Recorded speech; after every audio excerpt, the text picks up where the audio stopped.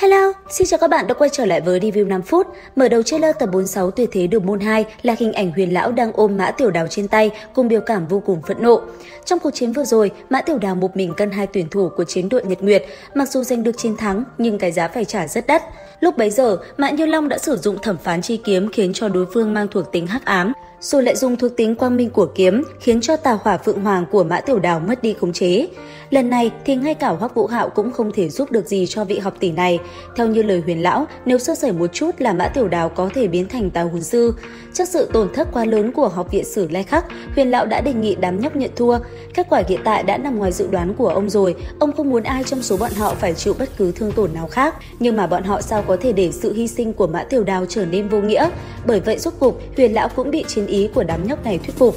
Sau ít phút nghỉ ngơi, trận đấu quyết phân thắng bại đã nhanh chóng được diễn ra. Lần này, đối thủ của Hoắc Vũ Hạo và Vương Đông là Tiếu Hồng Trần và Mộng Hồng Trần. Nhìn tổng thể thực lực hai bên rõ ràng thấy được chênh lệch rất lớn, hai thành viên của chiến đội Nhật Nguyệt đều là hồn vương kiêm hồn đạo sư cấp 5, còn Hoắc Vũ Hạo và Vương Đông vẫn chỉ có tu vi của đại hồn sư và hồn tôn mà thôi. Tuy nhiên, cả hai đều sở hữu song sinh võ hồn cộng thêm cực hạn chi băng của Vũ Hạo khiến cho tất cả mọi người đều tò mò về kết quả trận đấu này. Và không khổ là trận đấu quyết phân thắng bại, trận đấu vừa bắt đầu đã diễn ra vô cùng quyết liệt, kịch độc của Mộng Hồng Trần vẫn là một ẩn số nhưng không ngờ nó lại vô tác dụng đối với Hoắc Vũ Hạo. Lúc này, ngồi trên đài quan sát, nhìn ánh mắt kiên cường của Hoắc Vũ Hạo, công tước Bạch Hổ Đới Hạo bất giác cảm nhận được thứ gì đó rất quen thuộc trên người cậu nhóc này.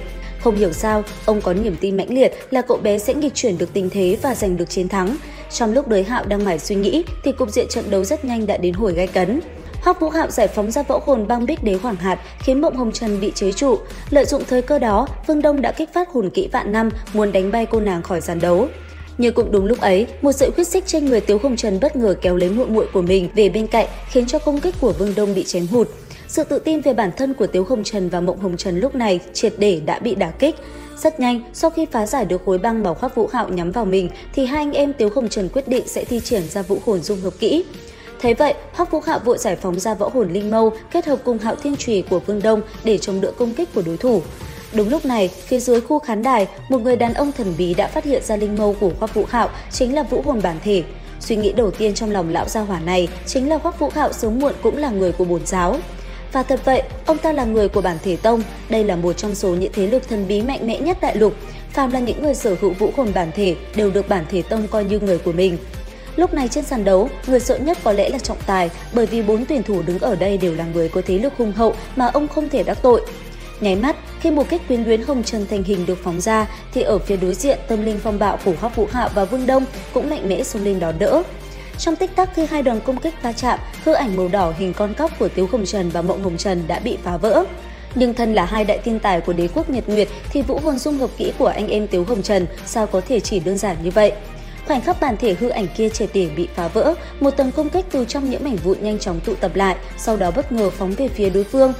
Cách đó không xa, Hoắc Vũ Hạo và Vương Đông cũng không hề buông lỏng cảnh giác, mà lúc này chứng kiến công kích chí mạng đang phóng tới, cả hai quyết định làm ra một hành động khiến toàn trường thất kinh. Chỉ trong nháy mắt, vũ hồn của bọn họ đã xoay chuyển. Lúc này, bất kể là công chúa Cửu Cửu hay hoàng đế Tinh La đều bị hành động của hai đứa nhóc này làm cho thất kinh. Lúc này đây, Hoắc Vũ Hạo và Vương Đông đã liều mạng bạo kích ra một võ hồn dung hợp kỹ mới mà trước nay chưa từng sử dụng. Đây là sự kết hợp giữa vũ hồn quang minh nữ thần điệp và băng bích đế hoàng hạt. Vũ hồn dung hợp kỹ thứ tư triển khai ra trong kỳ thi đấu hồn đại tái lần này được cả hai đặt cho cái tên Quang Chi Nghê Thường. Đây là kỹ năng duy nhất do Vương Đông làm chủ lực nên nháy mắt trên sàn đấu xuất hiện một hư ảnh nữ thần xinh đẹp động lòng người. Trên trán hư ảnh ấy ẩn chứa ký hiệu tam xoa kích, sống đường tam y đúc. Vẻ đẹp của Quang Chi Nghê Thường khiến cho toàn bộ khán đài phải chấn động. Và tất nhiên một kích ấy cũng giúp hai người đánh bại được anh em Tiếu Hồng Trần và Mộng Hồng Trần. Cuộc chiến này kết thúc đồng nghĩa với việc Sử Lai Khắc giành được chức quán quân và giữ vững được vinh quang suốt hàng ngàn năm qua. Đến đây thì cũng hết tập 46 Đấu La Đại Lục 2. Xin chào và hẹn gặp lại các bạn ở những video tiếp theo.